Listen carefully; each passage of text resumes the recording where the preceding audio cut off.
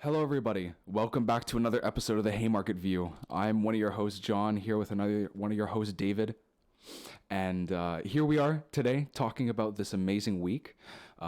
Halloween is just here today. We're filming this on Halloween night instead of partying in college. We're in our dorm making a podcast in our spare time.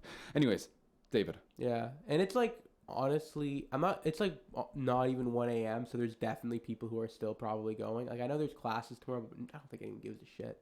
Like, the hardcore party people don't. But anyways, hello, everyone. I'm David. This is John. And today... Welcome back to our second episode. Welcome back to the second episode. Today's actually a bit of a special episode. It's a holiday special presentation. We're talking about Halloween...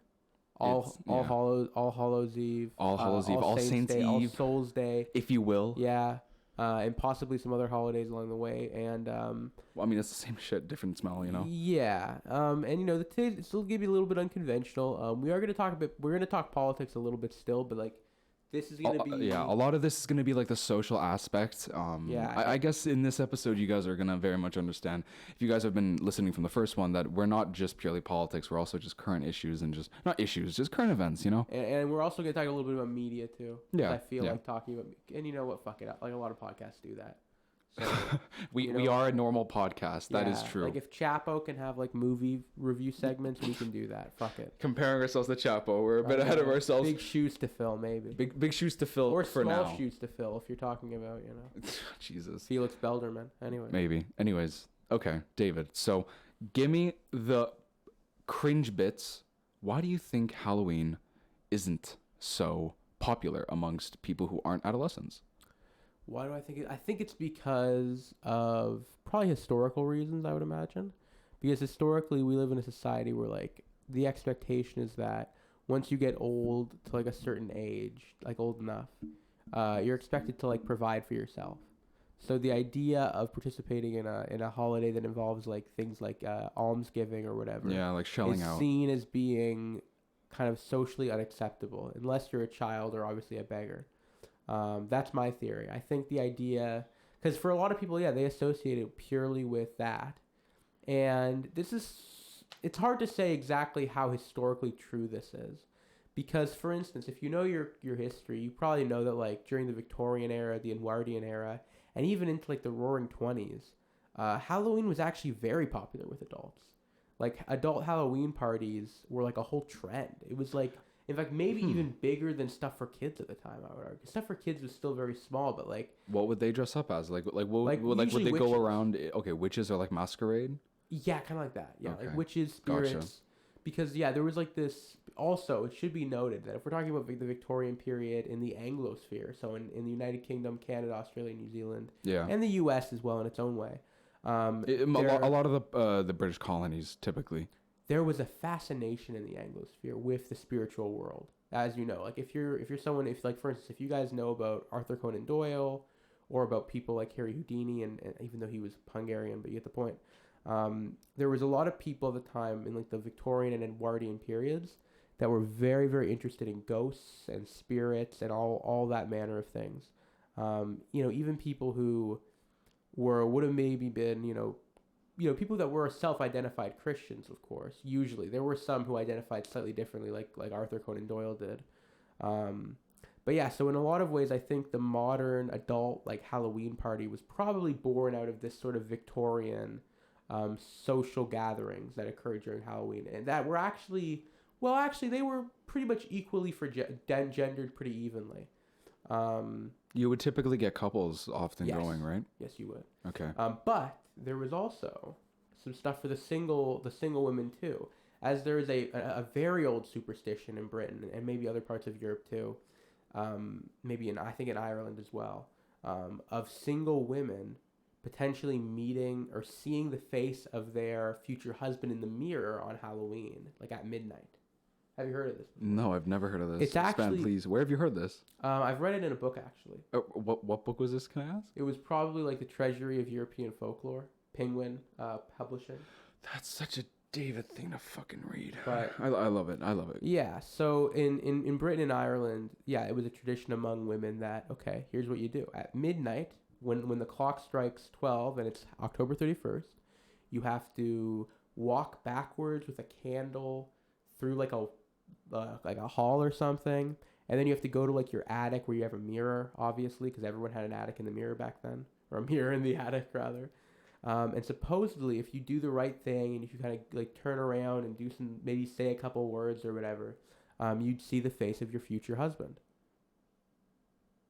Okay, how And how this is- popular is this folklore? At least in the like 17th and 18th centuries, In fairly in popular. in the colonies? This must be- Primarily in England and Ireland. This must be amongst like the wealthy though. Yeah, it would be. Very wealthy. Sure. So More like almost like noble aristocratic type. women. Yeah, I was gonna say this is like for those baronesses. Oh, yeah, it's pretty bougie, but- who want to be like courted. type Yeah. deal.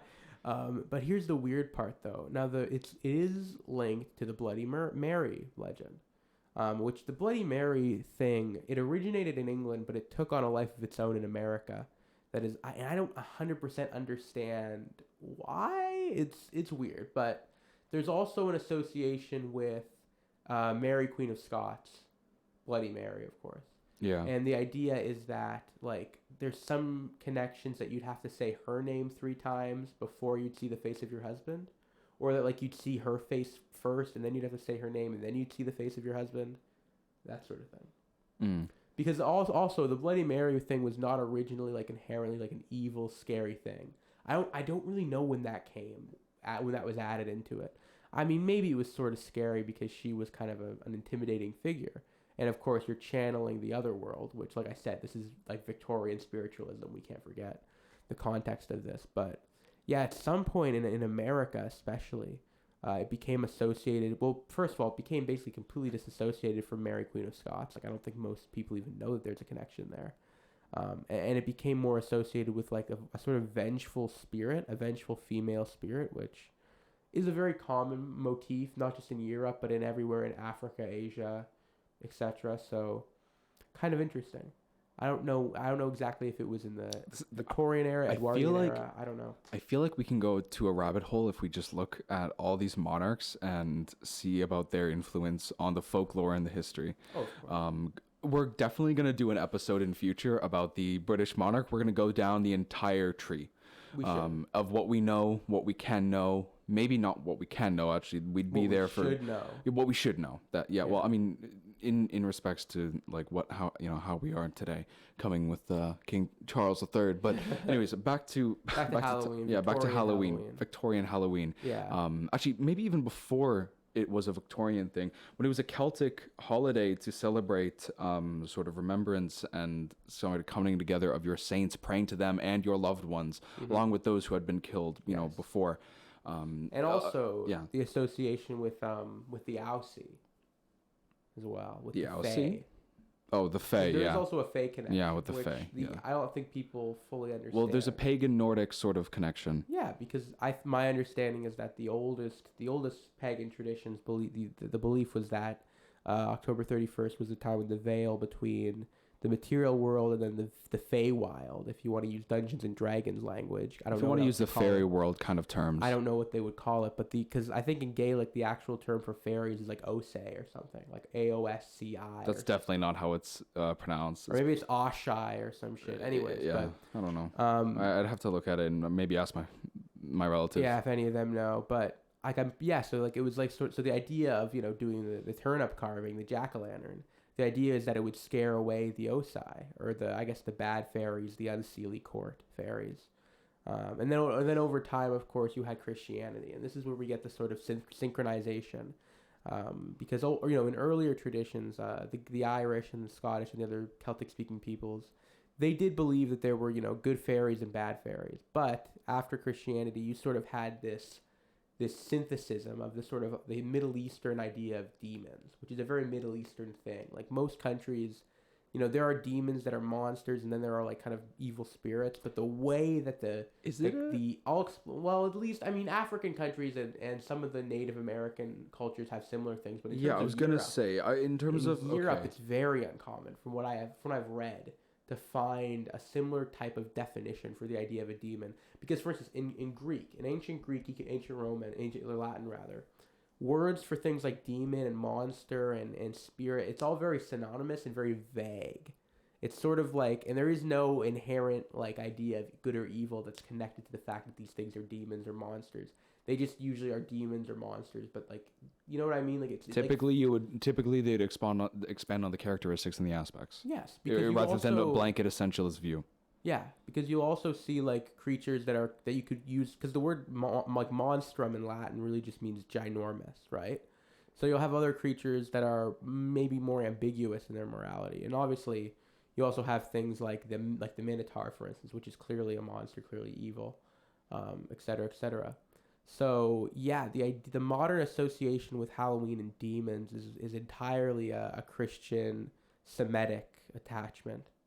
Because like I said, I especially in the British Isles, there seems to be very little evidence for the idea of a belief in like Judeo-Christian or Islamic style demons. Well, David, isn't there a lot of mention of giants in pagan sort of like Nordic sort of influence? Oh, of course there is. They believed in giants, and they kind of saw them as evil, but also they didn't see them as a spiritual force. They saw them as a physical force, whereas the Fae were more viewed as a spiritual force.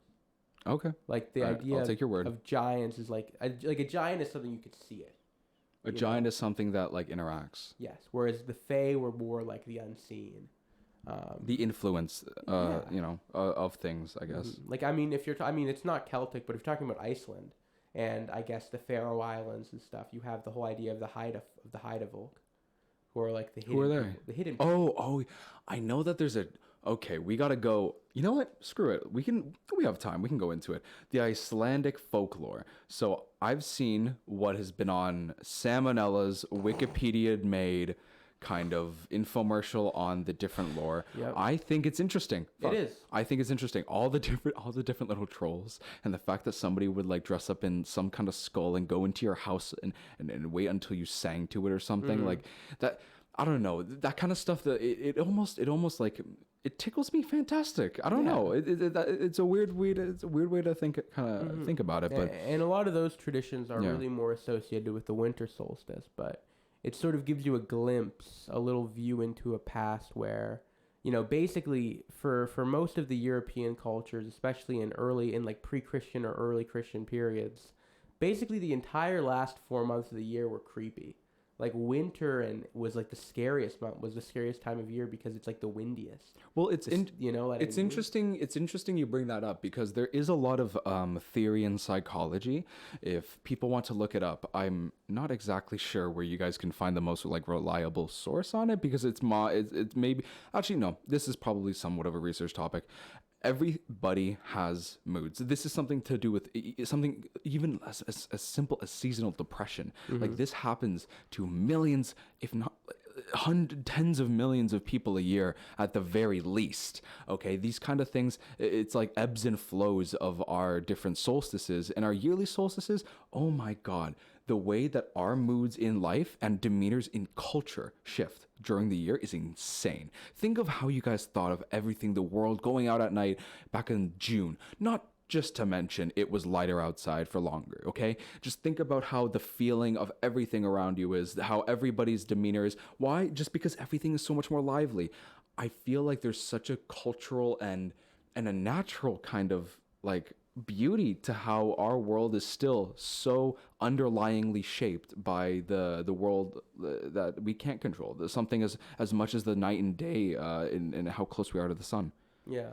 I don't know. It's again, this is very like tangential, but still. Yeah. But so you get that connection, and then you also have, like I said, going back to Halloween, the fact that like the Celtic peoples as a whole left this impact because there's also Halloween traditions in places you wouldn't expect. Like, for instance, do you know where Somerset is? Somerset? In England. No. It's sort of next to... Do you know where Devon is? Yeah, I've been to Devon. Okay, it's like next to Devon. I've stayed in Devon for a bit. It's next to... It's also very close to Wales. I've been in Wales. So it kind of... I think Somerset maybe actually borders Wales, if I'm not mistaken, because it's in southwest of England. But there's actually a tradition... Is Devon southwest? Yes, it is. Isn't it? Isn't it close to Wales? You're maybe I was in the country for I was in rural Devon. A lot of Devon is rural, but I'm pretty sure it's near It's like right next to Wales. But okay, I could sure. be wrong. Sorry, I should know my UK geography, but I don't. It's fine, man. But what I was saying though is that there's actually a holiday there. Like it's mostly a rural phenomenon. I don't know how much it is thought about in the cities, but called Punky Night. Punky Night. Not to be confused with the 1980s sitcom Punky Brewster. That's an obscure reference. If you get that reference, please You get that reference? If you're not in a nursing home, leave a comment. Yeah, leave a comment. If you're not like, retired, leave a comment. But so Punky Night is a holiday in Somerset where essentially rural country kids would go around and have, some pretty ruckus stuff. They'd do some crazy things. They'd knock on people's doors and ask them to light their candle for them or some shit. Sounds pretty gangster as far as I'm concerned. Pretty Crip and Blood behavior, to be honest with you. Kind of Loki-esque, if you will. Yeah, and I also think the idea is that like if they didn't give you something, you'd like light their house on fire. I don't totally understand, but it's you just light their trash on fire. Something like that, or maybe their crops, their fucking farm. You tip their cows. Just stomp their grandmother's garden. Yeah. No. That'd be too much. That'd be way too much. That'd be like no. Honestly, there should be actually crimes and police who are outside like giving misdemeanors to people doing mischief on Halloween. Fuck it. You know what? Specifically in rural Somerset. Okay, and do it in the sort of suburbs of like outside of the outskirts of little cities. What you do there is you have a police actually be on patrol on different streets. Maybe have like a car on each postal code, that kind of deal. That, and then have some fun with the kids. Tell them light a trash can on fire. See who finds out. Yeah. Honestly, it would be awesome to have a little bit more. You know what? That would get more people trick-or-treating at night just because they want to know how to fuck around with the cop around. Sorry. Yeah. That's a tangent. But you know what? Do you want to have Halloween rates go up? Literally add cops to it. I promise you it'll be awesome. Totally. 100%. Don't they already do that in Michigan? Do they? I think they do. Really? What parts of Michigan? Like Detroit area. I was going to say, like, if it's not... light houses on fire and shit? What? Okay, maybe, like, the $1 houses that you see on, like... What other house are you gonna light on fire? Like Jonathan McCain's mansion? No. Jonathan McCain? Don't be an idiot. Like, of course not. Be cool and don't burn down expensive houses. If you're gonna do it, do it. Do it to poor people. No. I'm joking, but that's kind of what happens though on Devil's Night, like on the 30th of October. On Devil's Night. No, it's not the. I mean, unfortunately, you know what? I'd argue that more homeless encampments get blown up during protests than Halloween. Well, yeah. But like I said, there is a distinction, though, that all of that stuff happens the night before Halloween. Because on the 31st, that's trick-or-treating. But on the 30th, that's when all the teenagers come out and light freaking like $5 houses on fire.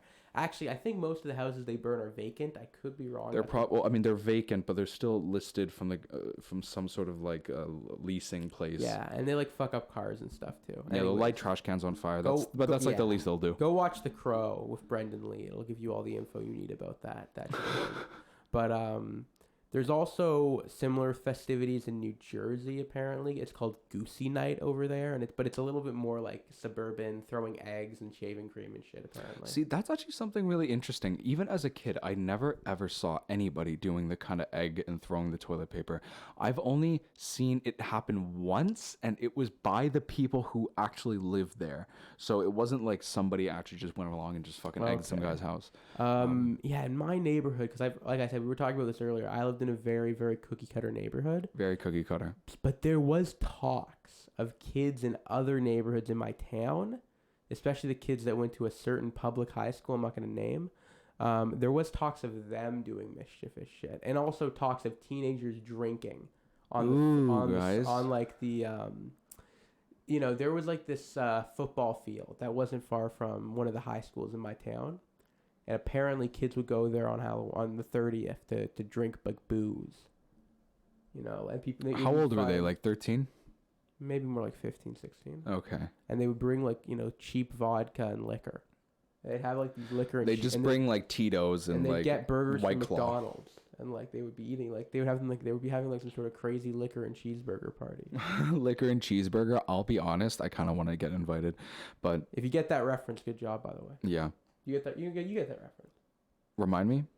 The Trailer Park Boys. Yeah. I was gonna say the liquor and cheeseburger party. Yeah. Anyways, that's actually true though. Apparently, they would actually get fast food and they would drink liquor at like probably 8:30 Oh fuck, but that would be fair. Honestly, in a football field. okay, Next to a high school. you go to McDonald's, you use the app to get your two combos for like $15, and then you go to the field with your $30 of fast food, your $20 of liquor, and you just get fucking as wasted as you can with some little amount of liquor as you actually have. Mm-hmm. Unfortunately, most people have to do that on Halloween, and I don't know, to those out there who have either forgotten the festivities or are interested in a different kind of sort of them, please remember, Halloween is for kids. Do not go around the neighborhoods while drunk. Please for the love of God. At least not on the 31st. The 30th, you can do whatever you want. Yeah. 31st, no.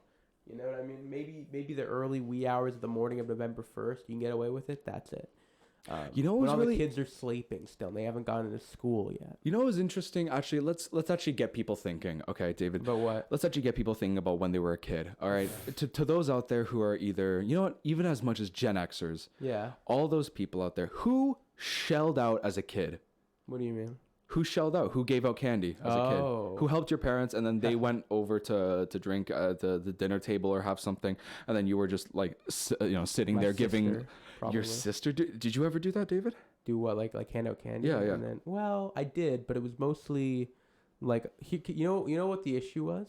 What was I the would issue? usually be in the basement eating barbecue chicken and watching horror movies with Benjamin. You know what? Benjamin had so much fun with you, and Shout out Benjamin. Should we say his name?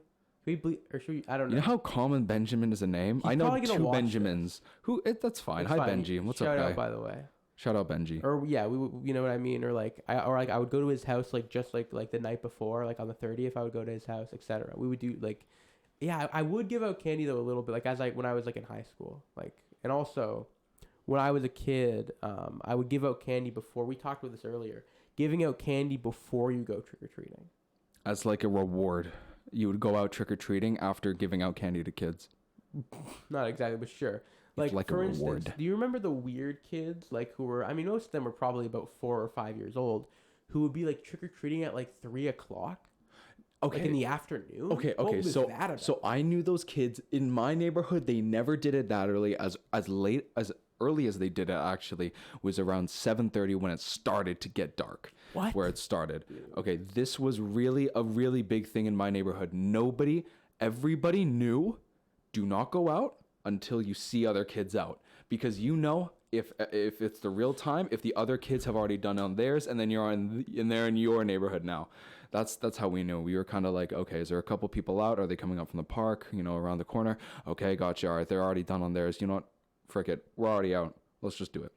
That was kind of like the thing around mine. Mm-hmm. They wanted to make sure that we weren't the only kids out, because, I don't know, at least our parents, they kind of knew that, if you're the only kids out, you kind of feel either out of place or you don't feel in the pack, no matter what. Yeah. Sorry, going to honestly a more interesting topic, more specifically, how the social aspect of technology has changed the way we trick or treat. I really want to get into this. So the point that I'm trying to make is that we've become more atomized. Yeah, we become more atomized. To those who don't know who are listening, atomization is literally a Marxist term for the degradation of society at its most fundamental interactional levels. Everything from talking to your family, going to Zoom, everything. I know this is in some cases a good thing. It can be a mediation or a mediary between, or some sort of compromise, for a better word, more of a compromise in terms of like a situation like COVID. But still, the whole world that we're living in now, it kind of it bolsters a kind of attitude towards interaction that isn't very healthy, at least in terms of the whole traditional look of the hand-to-hand kind of interaction that kids usually should want to develop as normal society members. And typically, what I'm kind of thinking about now, David, do you think more people are trick-or-treating alone or with groups now? God, I mean, that's the thing. A part of me wonders. Because the world is safer than it was 30 years ago. However, do you think parents don't care? Do you think that parents are having people going out, you know, alone or with friends or to townhouses or, God forbid, alone just on the street? I would say it's probably... And also a bunch of you guys out there, you guys have probably none of this problem. If you guys are young out there and still trick-or-treating, you guys don't have this problem. Good on you. You guys have awesome parents. Yeah. Anyway, sorry, David, I'm not sure why you're listening, but hey, it's cool though. If you're like a kid, you want to listen. I guess you can if you want. I listen to weird shit. It's a bit above your pay grade, but you know what? You're better for it. You know what? I was freaking listening to like Borderline and like TJ Kirk. I mean, I was listening to Sargon in 2016, but that was nothing. You know what I mean? So like, you know what? You're doing okay. But anyways, yeah, like I do wonder about that. How many kids are just go with their mom? Now, when we were kids, at least in my neighborhood, the parents would kind of lag behind. Like they'd be there, but they'd be in like the background. They'd let you do your thing. Yeah. But they would not be. They would be technically. I mean, not both of them. It would usually just be my mom, because my dad would stay home and hand out candy with my sister. And he would like put on a movie and like start vibing hardcore with like listening to like Werewolves, like that sort of shit.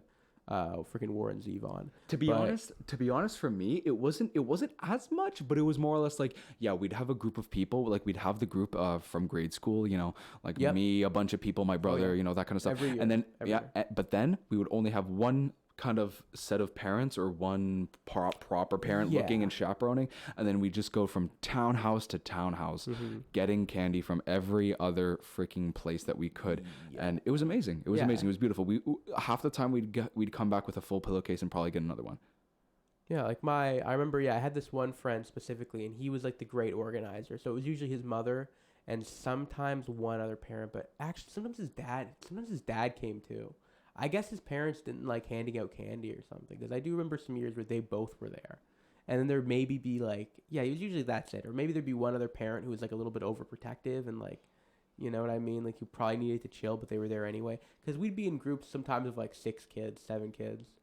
Like I remember like there were years like that where we'd meet up and it would be like, oh my God, like there's like, and then after another thing we did was we would have like Halloween parties before we went out to trick or treat. Not after. I know some people do after. No, we'd always do after. We'd count our candy and we'd trade with friends. Okay. Well, actually, okay, I'll explain. So we would do almost like, you know, like how in Great Pumpkin, Charlie Brown, they do the thing beforehand where they're getting ready, getting their costumes on, and then they go trick-or-treating. We would do stuff like that, but we would also like listen to music and like kind of, there was this one year I remember where I found this like weird ass playlist. Because like my friend had like a weird like tablet that he could play music off of I know we're such zoomers, but and I remember finding this weird like Mississippi blues playlist and just getting like listening to that on Halloween for some reason, and everyone was like, "What the hell is this?" Like I just have this weird memory that's so autistic. I have this memory of that, but it was on like a really bad like 2012 Samsung tablet, if you remember those.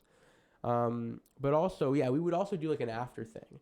Because for instance, if Halloween was on like a weekend, like if it was Friday or Saturday, we would be up late. We would be up like, it was almost like it was that and New Year's were the only nights of the year where we would stay like up till, over like, midnight. Yeah. But like if it was usually Halloween would be after midnight. Like because we would go home after we'd get the candy. We'd usually, you know what's really sad actually? What? I know this is totally off topic, but I actually have like, I think all of this is kind of off topic, but not really. Anyways, I have like a little bit of footage from one Halloween, but like there's a lot of footage of it that I've like it's on like my old phone that I haven't used in like years, and I have no idea. Like I guess I could retrieve it from it. Maybe you could help me with that. I don't know. Maybe we'll figure something out. Maybe because I know I have footage that I recorded. I'm like, God.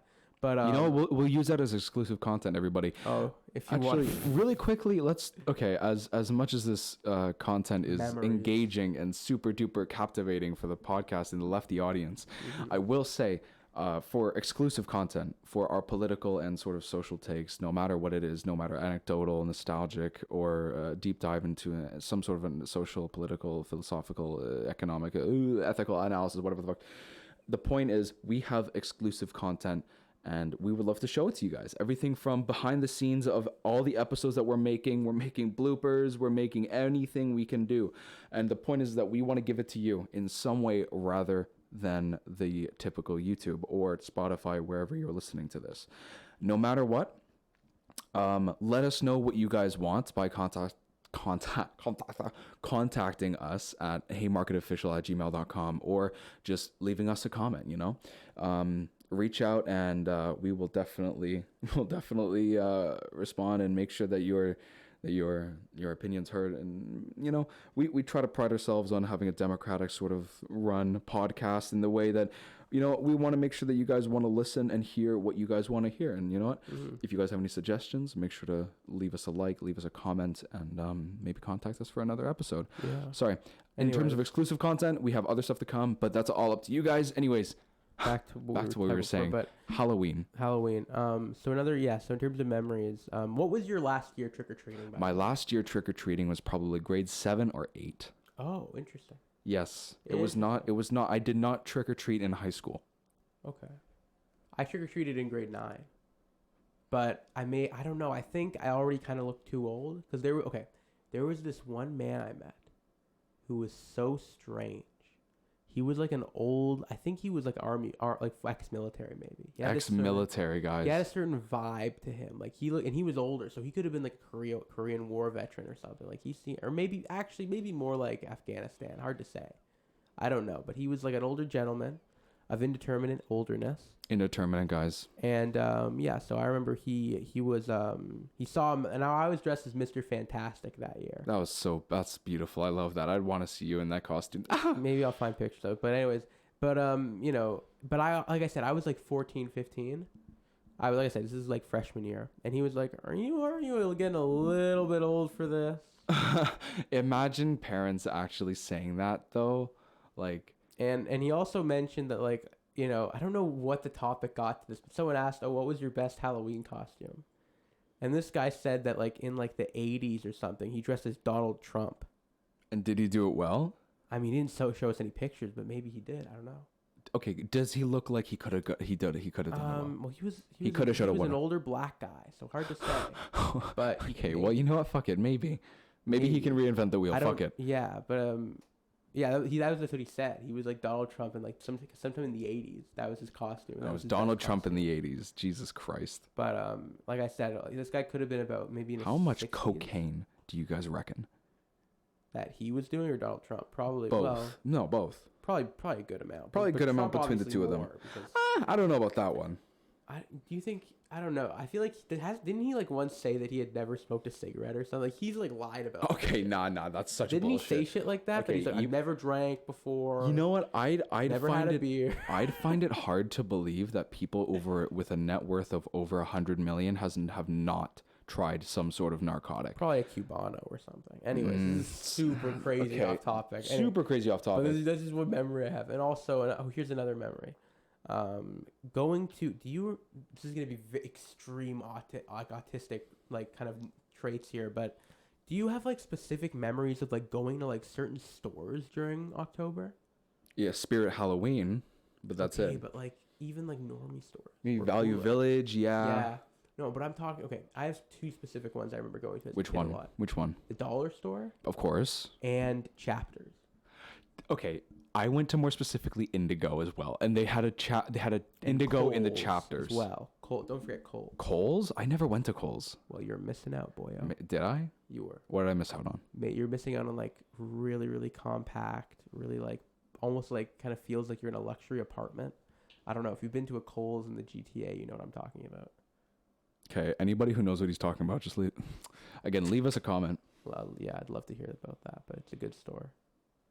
But yeah. In terms of how we think of Halloween changing I don't know, how has Halloween sort of changed in your mind over the years? From when you were 6 years old, when you probably did it first time, all the way now to when you're an adult? Well, in my opinion, at least in the neighborhoods I've lived in, I think when we were kids, we got to stay out a lot longer than kids now do. I think that. You think so? Yes. Really? I think 100% that we were allowed to stay out way longer, and that people would answer their doors way later, even like 5, 6, 8 years ago. No, I agree with that. I do agree with that, very much. they would definitely shell out until maybe 10 or 11 instead of getting and instead of like maybe stopping at like 9 or 10. No, Half of the what? people kind of half-ass Halloween now. Like, yeah, there would be the occasional like grouchy middle-aged person, but like most people, yeah, they'd be doing their thing till like, yeah, sometimes 11 o'clock, especially if it was like Friday or Saturday. Are you kidding me? Like, yeah, maybe if it's like Monday, okay, well, you know. But if it's like I said, my best memories of Halloween were either Fridays or Saturdays. So Remember when it fell on yeah. a school day and you loved showing off your costume at school, but you hated the fact that it might get ripped at school, dirtied, and then Yeah. half the time in school they never even allowed you to bring your mask. Oh, and God. you know what was really annoying? The high school dances. You want to talk about actual leftism in this podcast? The capitalism, all those fucking Abolish high DJs, school dances. all of those fucking DJs who booked all those little Catholic schools so that they could, gouge them for money each and every year so that they could, provide you with less of an actual sort of like Halloween dance or fall dance or whatever the fuck what that was. Or whatever you want to call it. I'll be completely honest. It was a disgusting, disgusting display of capitalism and consumerism. I am so sorry. I fucking hate the way that a lot of middle schools and elementary schools will put on the kind of dances that serve really nothing other than to get maybe 200, maybe max kids in a room and then have them kind of walk around and run around with strobe lights. I don't know. It's not really the best, and we could do without it. Yeah, stuff like that. You know what? Even if we couldn't do without it, we could do something better. I'm sorry. This is very, very, very close to me because I had very many dances soiled by the fact that the DJ sucked ass. I'm sorry. Y'all need to step your game up. Of course, David. Sorry for talking over you, but no, you're fine. I love you. I have a weird memory too about that because I remember when I was in school, there was this one time, or maybe it was more than once, where this one kid DJ'd and he was like a really weird kid. But he was just like some random kid who they were like, okay, well, because I don't know if he was like into music or if he was good with like tech, because he was doing the whole like laptop thing. Like he was doing it all digitally, all on like whatever fucking stupid ass like app. You know what I mean? Like he was doing it all on that.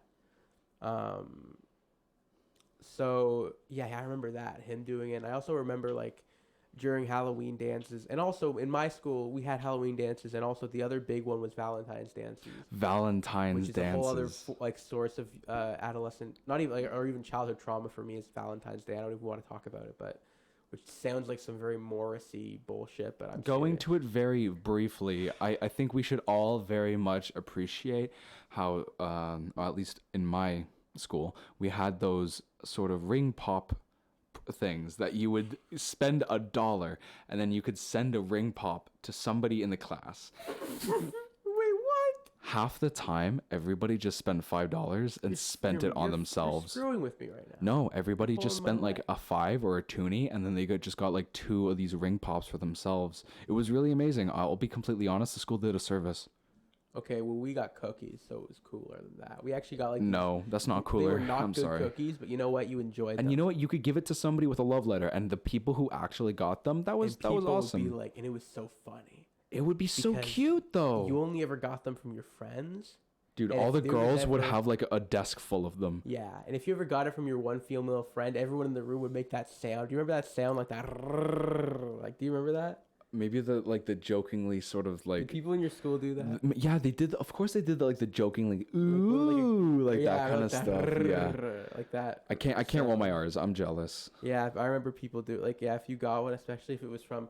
Because if you're like a weird kid in school, you always have like one female friend who you're too close to, who like your parents keep expecting you to get married and you never do, you know, and like you still continue to be friends for the rest of your life, that kind of thing. Yeah, that was like what it was for me. David, that's very close to home, is it? Yeah, it is. I have a friend like that who, we could tell. Our parents always expected something would happen and it never did, because you know what? We knew each other our whole lives. It would be weird. That'd be like dating your cousin to me, because like I literally knew her like better than I did some of my cousins, for Christ's sake. But that's a whole other tangent. This is a tangent. Let's get. The point I'm trying to say is that she would, or yeah, this person would send me those, and then a few other people would. And I also remember like, on Halloween dances, it would be like girls on one end of the room, guys on the other.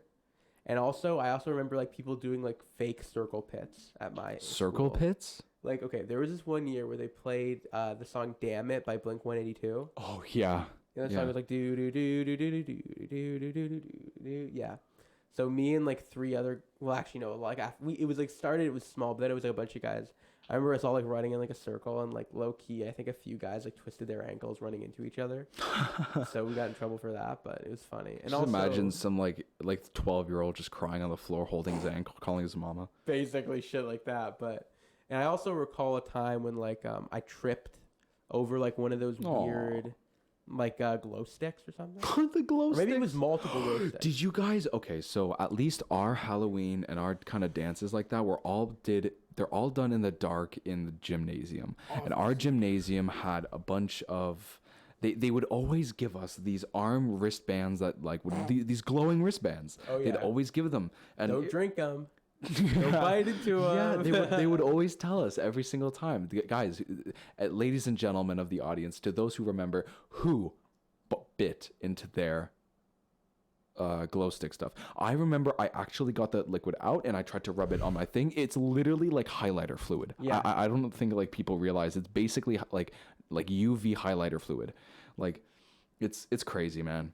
Yeah, it would be like, you know, they used to say if you bite into one of those things. Oh, and I remember some guy ate a little bit of it and then he had to go home because he was throwing because he was throwing up for like half of like the next period. Jesus. It was not good. He really like he drank it. He literally just like squeezed it all. He was like, "It's good for me. Don't worry. It's like Monster. It'll be green. It's like nature." And I was like, "Bro, this guy." Oh no, I'm not gonna say his name because you know maybe in future He might hear this. He might hear this. You know what? I'm just gonna zip Dude, it. that's so funny. No, I remember, with that, I remember hearing like, okay, don't bite into that. If you bite into it, it'll be like monster blood. It'll be like the goosebumps. It'll be like poison. It'll be like alien blood. It'll be like, is it really weird that like my school in like the mid to late 2010s, people were still into goosebumps? No. That was that definitely something of normal mine as well. for That was our definitely no. That I mean, okay. Everybody had either older siblings or your friends had older siblings who had Goosebumps movies and Goosebumps comics and especially the Goosebumps books. If not from Scholastic, from somebody else in a garage sale. Yeah, you know or what? DVD. Yeah, like everybody had Goosebumps in some capacity. Some And if you didn't have it, your friends did, and they would have influenced you 100%. Sure. So I remember that, and I also remember like one year I got one that was like orange, and I was the only one who got an orange one. And I was like, An orange that's what? So cool, like one of those glow sticks. Oh, an 'Cause orange. Usually they're like green, blue, damn. red. I got an orange one. On Guys, Halloween. you know, you should put Which that is on your good luck. resume. I actually. Yeah, actually, fuck.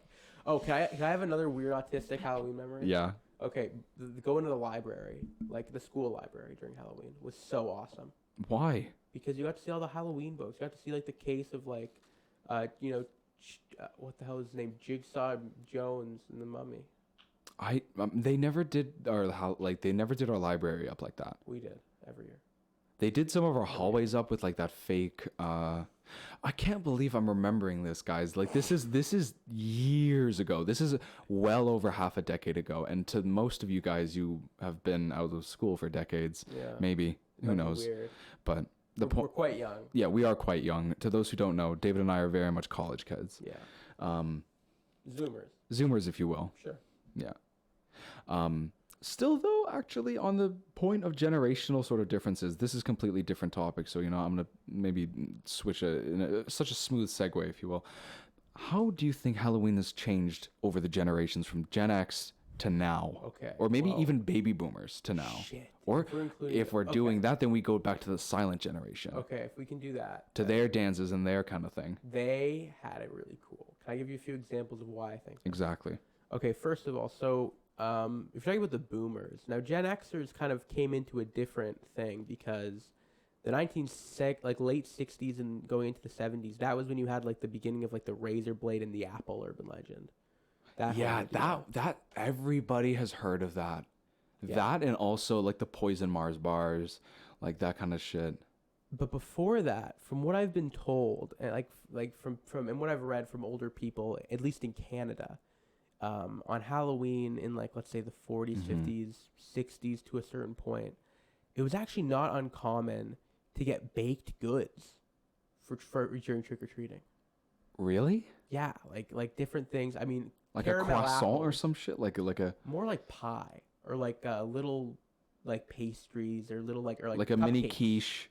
Or yeah, maybe, or like Yes. cupcakes, Yes. muffins, apparently, and like I said, pie, like slices of usually. I mean, maybe pumpkin pie, also like apple pie, cherry, whatever.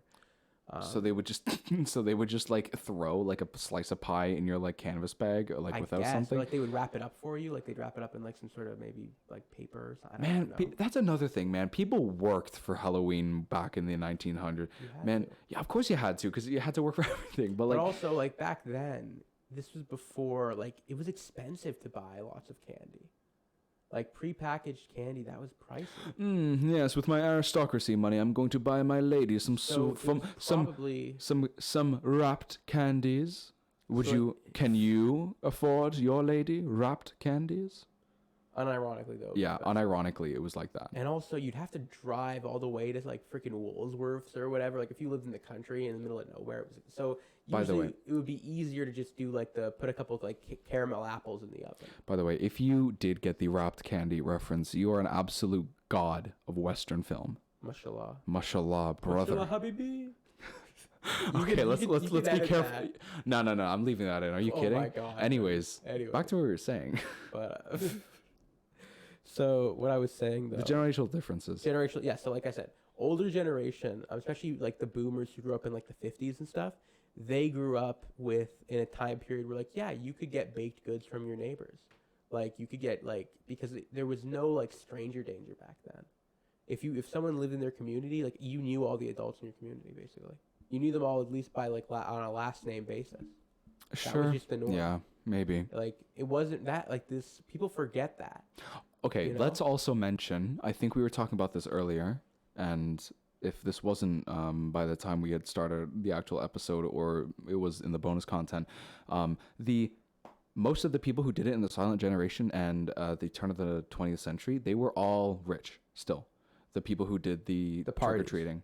Well, more parties. The parties. Maybe not the going door to door No, asking for but very some with sort the of offering. But Big parties, yeah, it would have been wealthier people. we're talking about We're talking about like a couple who like own some sort of like stock portfolio Yeah. or sort of fund, going to their like Long Island friends sort of ball, and then having some sort of like eyes wide shut party. Yeah, but yeah, so that we should make a big distinction between like the kind of Victorian and Edwardian bougie Halloween parties, And then the proletariat kind of parties, the peasant or rural, not parties. Not well. Okay, you get like bobbing for apples. Yeah, but sure, but that's more nothing festival. special. That's more folk festival type stuff.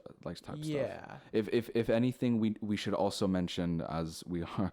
I mean, let's remind ourselves we're a leftist podcast. Chances are there's going to be a lot of cultural difference between the Halloween of a lot of like colonies to the Halloween of a lot of, I guess, oppressed even now nations. You know, a lot of places now, you don't exactly, you do get a lot of difference in the stark difference in the cultural divide, as what we were saying. Half the people, or not half the people, most of the people who are the proles, if we're talking truthfully about the different classes, are going to be begging for different offerings, no matter where you're going, no matter how that kind of begging is like masked under some sort of like childish rouse, or it is actually out of need. And then you've got the aristocracy who just go to parties in sort of like, oh, let's dress up as the peasants type deal. Yeah, and you also have in some cultures, like in a lot of East Asian countries, you have like the whole ghost festival thing. Yeah, or in a lot of Latin countries, you have a lot of ghost festivals.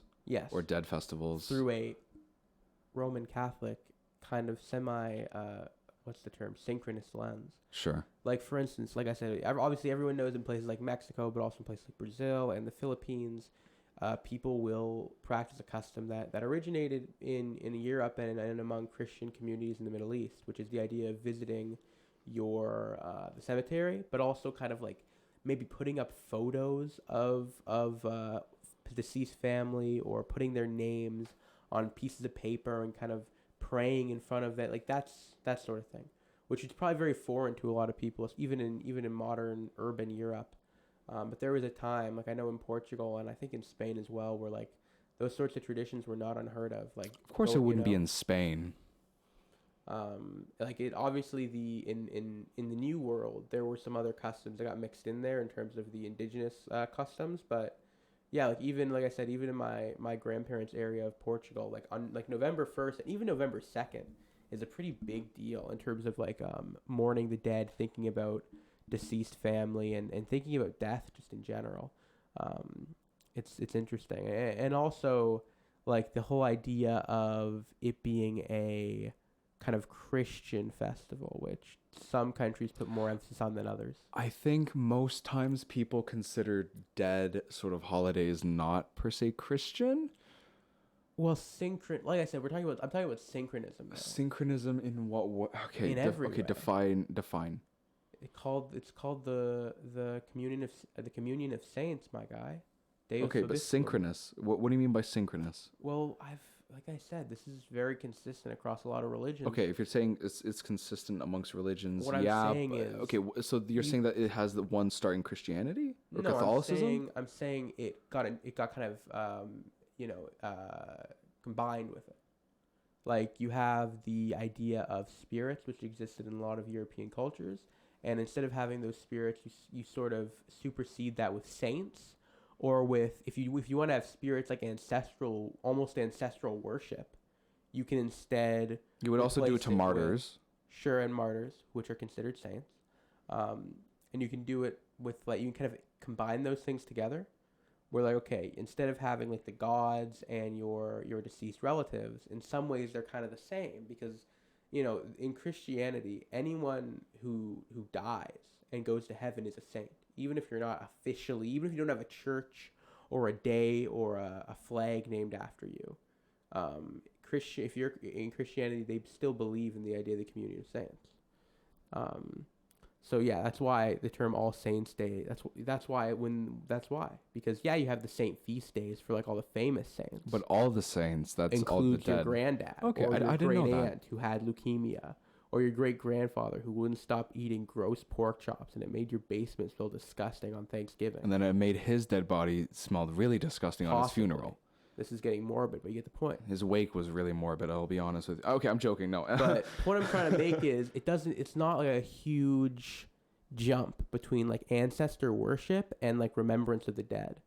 In a lot of ways, they're one and the same, and they're a very human impulse that exists across any culture, basically. Have some form of ancestral worship or veneration or remembrance.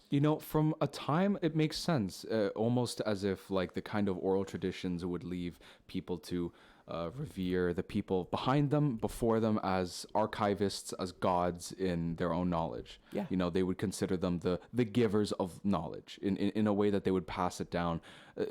No matter if people were ancestors or not, they still, ancestors to us or not, they still understood that the people before them gave them almost everything that they have, especially in thought, because most of these people are built by the stories and folklore that they're hearing from their fathers and mothers and great uncles and great grandfathers and stuff like that. That's true, and it's even extends to, I know this is getting, if we're talking about Christian theology, because this is a big topic I find interesting. Very big topic. In like the Renaissance and kind of, or maybe like the pre-Renaissance era, like Dante's time, right?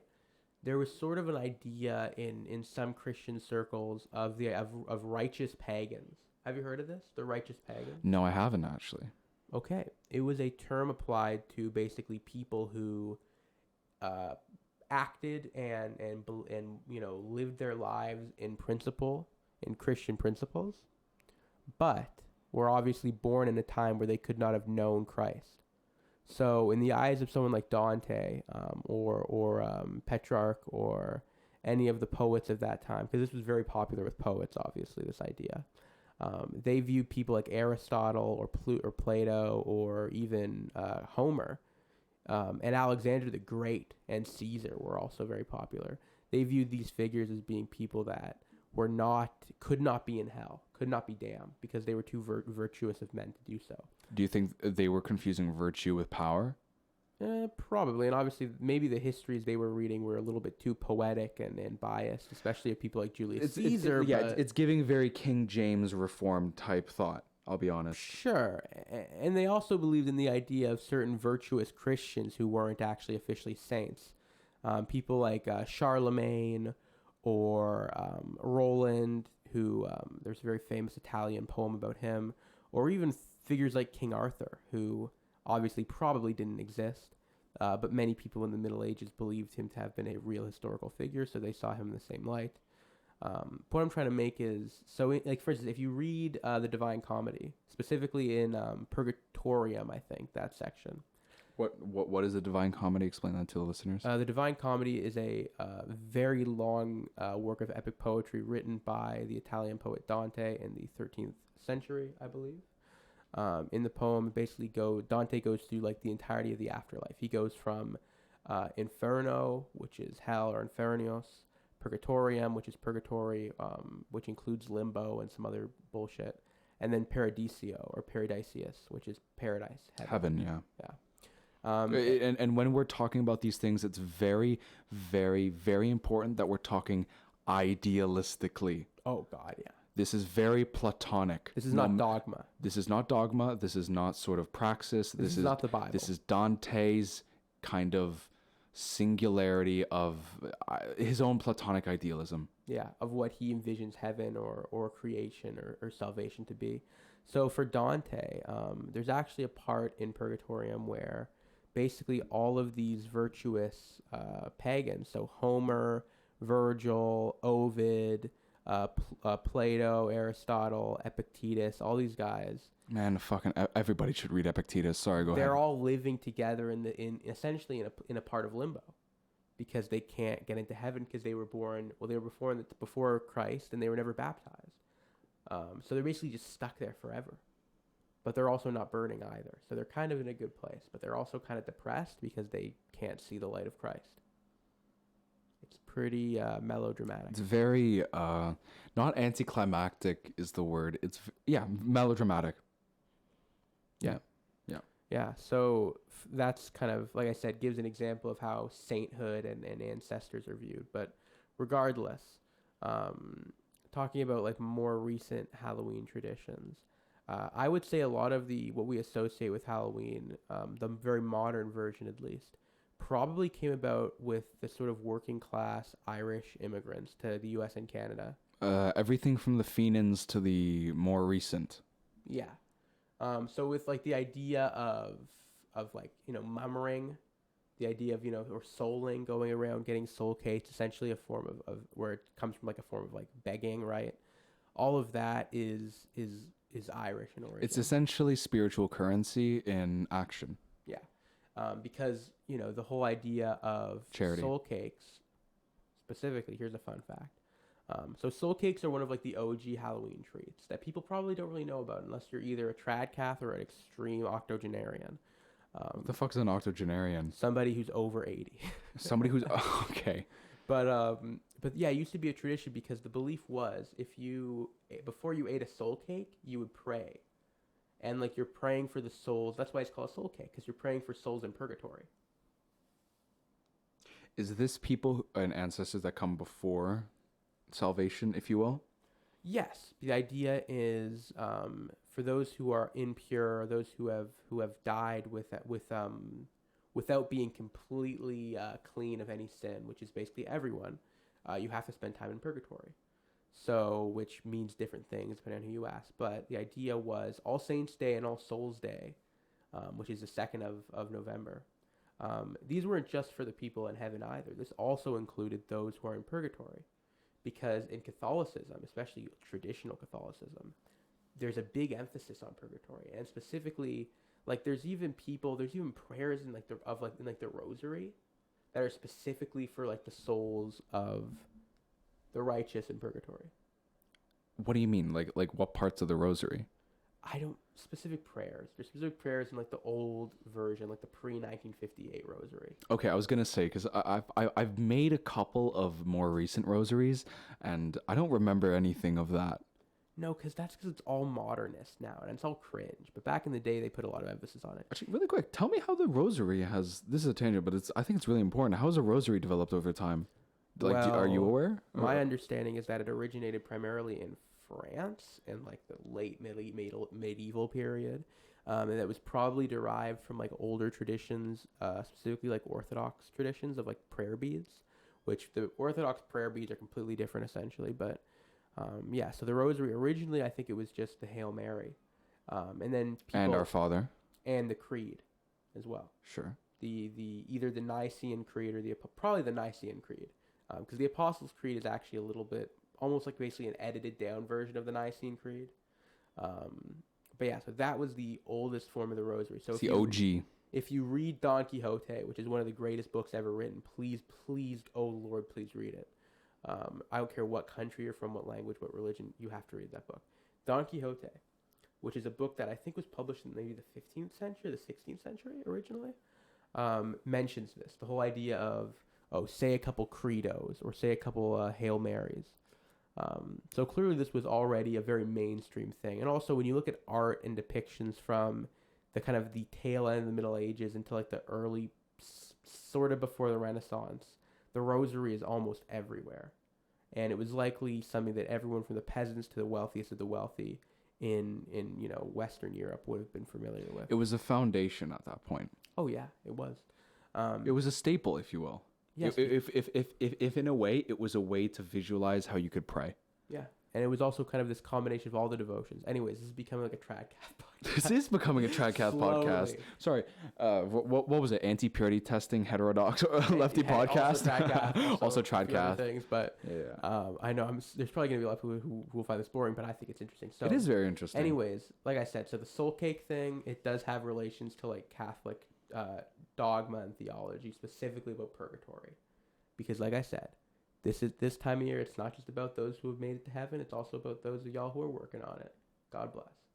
Yeah, isn't there even in like there's a crap ton I'm not actually religious, by the way, if anyone's wondering. Yeah, no, neither David or I are kind of coy. If you guys couldn't realize from the ironic thumbnail in the previous episode and the absolute slander that we just completely bastardized the Christian sort of faith with, neither David or I are not secular in any sense. Yeah. So, anyways, back to what we were going on about to do with how Halloween can be, I guess, interpreted throughout the generations. Do you think that the world has gotten a better understanding of how we should go about the Halloween, or worse over time? Because if I will give my opinion very briefly, truthfully, I think that our opinions of things have gotten worse. I think we've gotten more worried. I think we've gotten more gatekeepy. I think we've gotten more annoying with the way that we shame people for doing different costumes. I think that the way that we treat different social injustices being shown in different costumes is very annoying. And typically the politicization of kids going around asking for candy, and people getting annoyed that a white girl wants to dress up as a Polynesian woman, that's very annoying. You know, that's very pissy offy if some woman isn't going to give candy to the Moana because she isn't Polynesian, you know, that kind of idea. That's very cringe, and that's very purity testing. It's what David and I have at least made this podcast to fight against. That's what I hate, and that's another point that I wanted to touch on. But go ahead, David. Yeah, and I do think that there is like a line to a degree of like decency, but I don't think, especially not directly confronting a child or being mean to a child over something like that. Or not giving them candy, or telling their parents or telling their parents not to, to do better, or like some crap like that. It's different if the kid is wearing blackface, but that's those are far and few between, and those places are very generally known to have those kind of outlooks. So typically, sensible people should realize that nobody has that intention. Oh yeah, like obviously if anyone's seen, like, for instance, like the whole like Eric Cartman Halloween costumes from like the old, like in the old show, that sort of stuff is obviously not I'm not a big fan of that personally. But if it's something like Moana or even Mulan to a certain extent, yeah, Mulan, I don't think it's the worst thing ever. And no, also, it's not. I'm white, obviously. So what? But who cares? You know what I mean? Like, it's at a certain point, it's not bad. It's not a great idea to make a big deal. And I'm not saying anyone is, but like, some people get a little bit... Some people do. Some people focus on it a bit more than maybe some very critically online people probably are very very it's very probably annoying. An online thing. It is an online thing. You know something I will criticize though? Yeah. I think in some ways, like if you're talking about like generational difference, for boomers and even for like Gen Xers, Halloween wasn't really very commercial. it just sort of wasn't. Like it was like It was a cultural thing before it was a commercial thing. yeah, because like even for instance, like a lot of people would argue that the first real like Halloween like media special or TV special was It's the Great Pumpkin, Charlie Brown. Like a lot of people say that was like when it became that was like a transitional period when that movie came out. That was when Halloween became homely. Sure, and that was also when it became something that like okay, maybe stores started thinking more about in terms of stuff you could in terms and though there was an exception because there was a period of time and especially in the 20s, like the Roaring 20s or whatever, where like fashion and like department stores did try to market a little bit, especially to like women, women's costumes, things like that. You can look back at like old flyers and things from that period.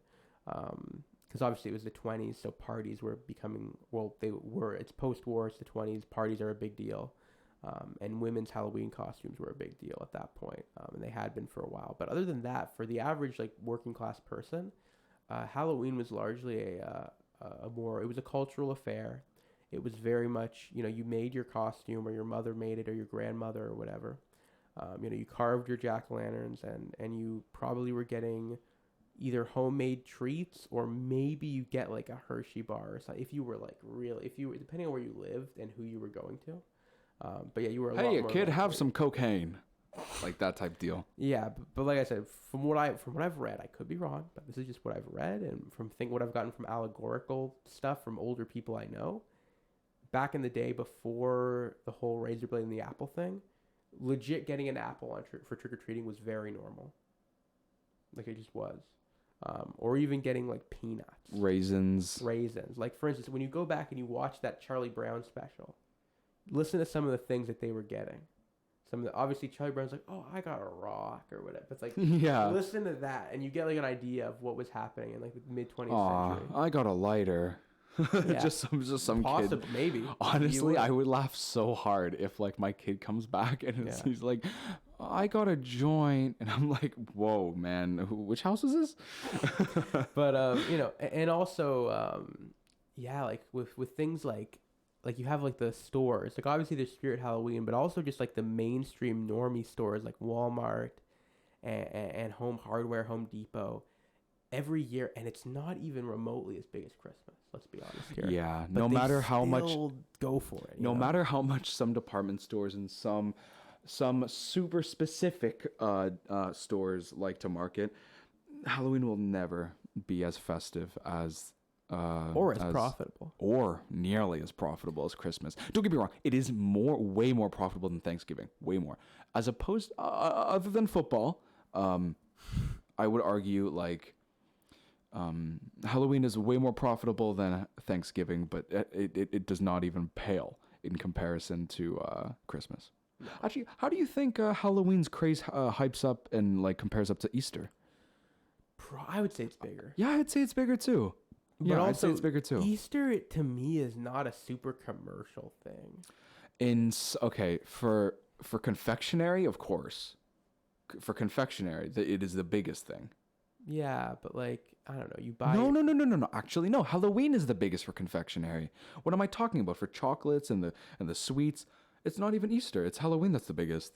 Yeah, but Easter isn't far behind. But the issue with Easter though is that like besides the egg thing, the chocolates, there really isn't a lot else to work with. Like what else are you gonna sell? Bunnies? Nah. Like it's exactly, and also Easter is so like Specific. Yeah. It is so. It is actually kind of insular when you think about it. Yeah, like that's why no one celebrates Easter like outside of, for instance, Very little amount. I'll give you an example, right? Like I know people who are like Korean Protestants or whatever, or like Asian Protestants, or most of them Easter is just a random day where like your pastor mentions it's Easter. Like that's all that they know. Really? Yeah. There's no like there's nothing in the store. No, it's now one thing with Halloween that's different is that, for instance, in some countries, Halloween is like almost exclusively just a marketing thing. Like I'll give you an example. In like Japan, like Halloween isn't something that you really hear much about outside of unless you're talking to foreigners, obviously, who are living in the country. But for the average person who's lived in there their whole life, their associations with Halloween are probably just from maybe ads they've seen, or maybe going to parties. There is obviously parties and stuff. Yeah. Or maybe like horror movies. If you're into horror movies and you like American horror movies, like Halloween, obviously, If you like American horror movies, then you probably know a thing or two about it. Or TV shows even like that's. It's a little bit like that, but it isn't as like in terms of cultural imperialism. Christmas is the ultimate, like penultimate thing. I think. For American cultural imperialism, nothing. Well, no. That and Thanksgiving. And Thanksgiving too, but like if you're talking about on the global sphere. Global sphere, it is 100% fucking Christmas. Because everyone it knows is crazy. The Coca-Cola Santa Claus. The phenomenon that Coca-Cola and Santa Claus had. There's not a single thing in Halloween that pales compared to even Mariah Carey. No. Other than maybe Jack Skellington, but that's even on its way out because they're not even making another Nightmare on Christmas or whatever. Nightmare Before Christmas. Yeah, Nightmare Before Christmas or I should know that movie name. I literally watched it recently. Yeah, and even Christmas has its own kind of origins. Like a lot of people say that like Christmas in the Victorian era, before Dickens, was actually a lot smaller of a thing. I'd believe that. I would believe that. Yeah, and there was also apparently, especially in like the 16th and 17th century in Britain, Christmas was heavily associated with like hooliganism. What? Okay, really? Yeah, because everyone's out drinking. Everyone's off work, out drinking. Yeah. Maybe. You get off church, pub. Yeah. Well, I mean, you do that anyways. I guess, but that's my understanding. In fact, the Puritans. That's why the Puritans wanted to ban it in Massachusetts. Halloween. Christmas. They wanted to ban Christmas? Of course they did. In Massachusetts? Yeah. I've never heard of this. It's true because at that time, Christmas was seen as a night of drunkenly festivities. But fuck, that's amazing. That's like banning alcohol. I know. Ooh. And I think also Scotland also had a ban on Christmas festivities for a long time until like the 1930s or something. Why Scotland? I don't know. They're so close culturally to Ireland. Why would they do that? Heavy Calvinist conservatives have a lot of power in that country's political sphere. That's probably why. They don't like fun. Maybe. They're hard. They think it's sinful to have too much fun. So sinful to give in. Maybe sinful to give in. Okay, we can look that up. Yeah. But it was. I mean, people still celebrated it, obviously, but public gatherings were apparently illegal on Christmas in Scotland until like the 30s. Like Christmas parties were illegal. That's crazy. Yeah, you had to be with your family, or else you could get arrested. You get arrested if you're out with friends. Because you could be charged with public, do it with like intent to do a riot or whatever. Like mischief or some shit. Yeah, or public hooliganism or whatever. Public hooliganism. If you're out drinking with two other people. God, I love those terms, but that's how it works, man. Compared to how, and that's in a stark comparison to how now you'll see, guys and girls going out in the most ridiculously revealing clothing.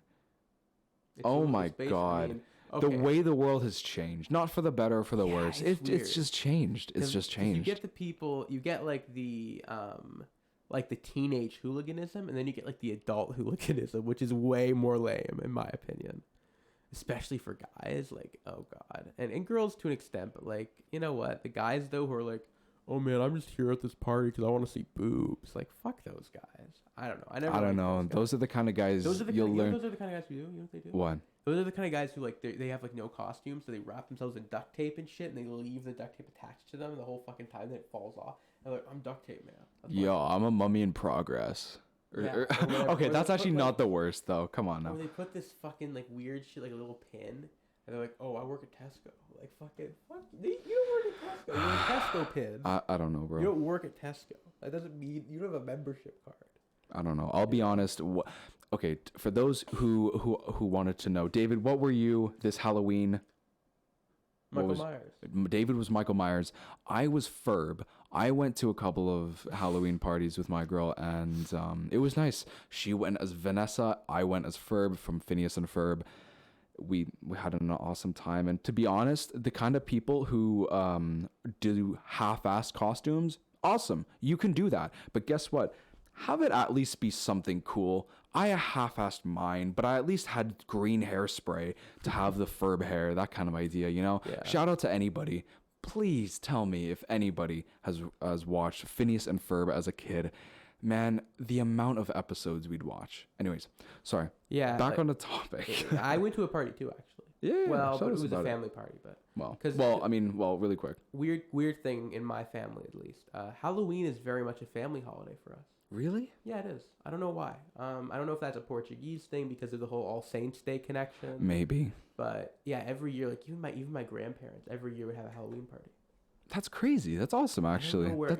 That's super good, actually. I wish more celebrations were like that, where it's like a family thing. Like it's not, something not just like Christmas. Christmas is a very family thing, but I've never heard of Halloween being treated as that. But then again, my family, we use any excuse to get together, so I don't know. Oh, you have a very lucky family. Oh, it's Jonathan Doe Day. Oh, it's it's Jane Doe Day. Oh my gosh, look, it's Quebec Patriot Day. Let's get together. Like it's like that sort of shit. It's like, National Hot Dog Day. Have three. Oh my god, it's Jonathan Pearson Day. Who's that? He invented the E. coli vaccine. Sure. That sort of shit. You guys will actually like have a special dinner for the Google Doodle. And I want to know if some of you who are not, for the non-Anglo viewers here, I imagine some of you probably have a similar thing where your family take any excuse to get together. If you're not Anglo, you know what I'm talking about. If you're Anglo, I don't know, man. Probably not. I feel like Anglo people take any opportunity to not see their family. Yeah, I hate saying that, being one. Like any opportunity to not see your family, any opportunity to not cook a good meal, any opportunity to not teach your children how to do anything. Okay, bam, that's true in some households. In mine, it wasn't as true. We at least didn't have that kind of incompetence, but it was very much they like... taught you how to make craft dinner. I know Anglo kids, they didn't even have that. Damn. I mean, if that's your marker, fuck. Okay, hold on. Peanut butter and jelly, baby. Peanut butter and jelly, I hate to say this, kill me in the comments, is overrated. Anyways, guys. It is. Okay, well, hold on. So, David, this has been going on for maybe an hour and 16 something minutes. Something like that. Awesome. So, you don't like Reese's peanut butter cups. I do not like Reese's peanut butter cups. Or Before Reese's we go, Pieces. I don't. Before we get into much more. Because I want to talk about the media too. So we're going to talk about media. And movies. And we're probably going to end off the episode in maybe an hour and a half, maybe. Because I do want to do the media segment now. We're going to do the media segment, and then we're going to probably wrap it up after final remarks. This is getting to a nice length episode. So, I don't know. David, hand us off with our next segue. So, movies. You know, while David does that, I'm going to go and hit a bowl. Of course you will. Anyways. So, I think for most people, even if you live outside of a country that like has a big Halloween vibe going on, you probably at least have some association between October and watching certain movies, namely horror movies. And I notice people have a weird thing with that because I know some people who will watch any horror movie. Like my dad and my stepmother are like that, where they will watch like Rosemary's Baby on Halloween, or they'll watch like Psycho or Silence of the Lambs on Halloween, or even like stuff like that. And to me, that's kind of odd because I don't really associate those sorts of films with Halloween.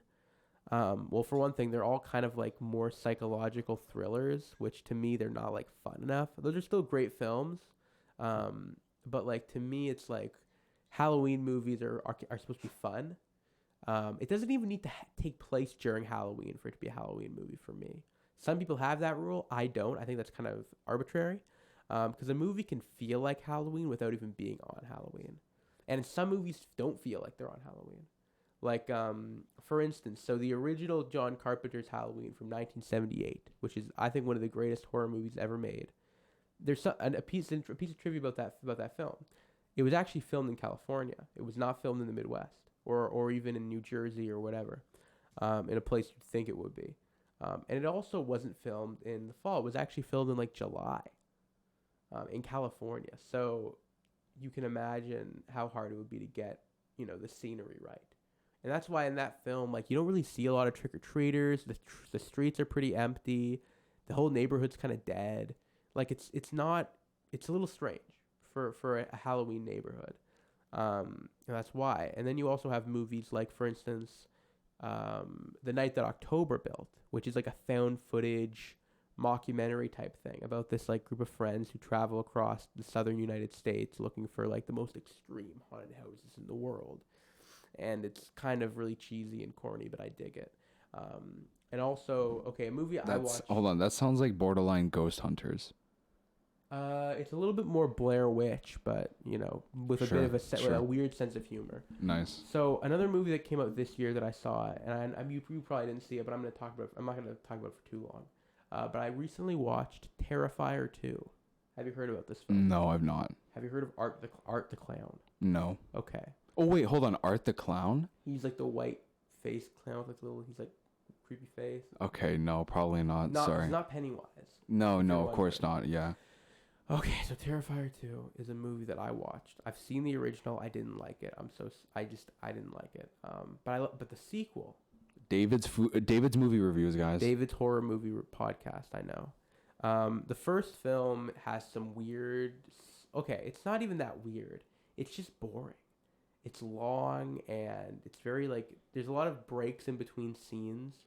Now the effects are pretty good, and both of these films are very much effects oriented. And if you're somebody who has any sort of interest in VFX stuff, then maybe you get something from that. I'd assume you think that would be impressive, and it is impressive because these films were written and directed by a VFX artist. Nice. So all of the scenes are very orientated around that. So the second film though is so cool on a number of reasons. First of all, we have Elliot from the iconic famous YouTube channel Little Punk People that no one has ever heard of except for me, and maybe a few other people have. You don't know what that is, and I don't expect you to. No. Can I give you the TLDR? Yeah, please. It's a YouTube channel where a 8-year-old boy with glasses and a buzz cut and a little cut off vest with Kiss and AC/DC patches basically reviews. He interviews metal singers and rock stars. Like rock stars? He's interviewed James Hetfield from Metallica. Oh my god, this 8-year-old? Yeah, well he's I think he's 16 now. That's still insane. But yeah, he did. He's this little kid with this buzz cut, little glasses, and his little Kiss patch on his. That's amazing. Oh my god, but what now a kid! He's an actor. What a kid! Now he's a horror movie actor, and he was anyways. So he's in the film, and then there's this other actress who I've never heard of. And I thought she was very, very interesting as a person. I think she's Latina. I don't totally know. But very... I hate to be oh, she was so attractive. But she was, though. And I'm going to say that. Her character was, okay. But, I was more interested in, what Elliot was doing in the film. Even though she's the protagonist. But she's also kind of a little bit boring. Her whole thing is, oh, my dad is dead. And, he was going to write this comic. And I'm sad about it or something. She was okay. She was fine. She's a good actress. She did her best with the material in a film like this because this is not high art or anything. But yeah, she's a cool. You know the term scream queen? Of course, yeah. She's a good scream queen. And she fulfills that role really well. Okay, nice. She has her niche. She does, and I think she could do other stuff like this in the future. Yeah. And then Art the Clown, who I think is played by this actor who I don't remember his name, but he's apparently a really interesting guy, just in general, and he's also a former mime. Oh, okay. So he has a bit of a mime background. Okay, so he's good at acting. Yeah, and he's good at acting a clown like this. But overall, though, I don't know how I feel. He looks cool. Art the Clown is a cool looking character. Yeah. Uh-huh. But he has very little characterization beyond being scary and disgusting and insane. That's about it. He doesn't speak. He doesn't really have a backstory or anything or motivations. Nothing? He's just sort of a scary clown man. He's probably not human. But they don't say it really or talk about it in the movie. Because you have to understand, this is just the OC of a makeup artist. Okay. So keep that in mind. The lore is he said before that oh yeah, there's all this other stuff and he's a demon or some blah blah blah. It doesn't mean anything in the film. At least he doesn't make it mean anything, and he should. And I'm sure there's gonna be a third film. Are you annoyed by this, David? What? Are you annoyed by this fact, David? Of course, because I want lore. If you're going to do a monster, I want lore. Sorry, what you guys should all get from this David diatribe is that he likes lore. He's explaining lore. Yeah, I thought lore. this Latina actress was pretty attractive. Yeah, sorry, this is just David talking with his dick. Fuck you. I'm just saying, I thought she was cute. Anyways, and I've never seen her in anything before. So I was oh, who is she? She's such a prominent role in this film. I'm who the hell is she? And then Apparently, she's been like 5 other. This is like one of her first big roles. Well, semi big, because this is like not She even deserves better roles. probably. Like I said, this script, she does her best with it. Elliot does his best with it. This is a very bare bones script. But here's, can I tell you my favorite thing about the film? Okay, yeah, really quick. Really quick. I love the way it looks. Because it Is the feels cinematography or is the color correction / editing the both best? of those things, man. But also Really? but another thing I liked about it is like this weird thing that I love it when horror movies do this, is like ambiguous time period. I actually hate saying this, but I don't like that. Like the way that Bridgerton did its ambiguous time period, I didn't like that.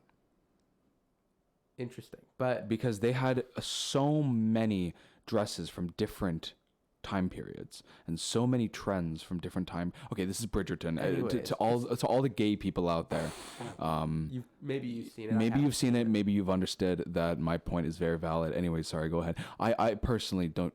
That is not something I critique well. No, in this film though, like you see, for instance, like there isn't really a lot of internet use. Like there is like one scene where they mention that like the brother has been like researching about like serial killers on the internet. So he has a desktop computer in his room, but like there's nothing special. Like there's no mention of like social media. There's no mention of like anything overly contemporary, which I like.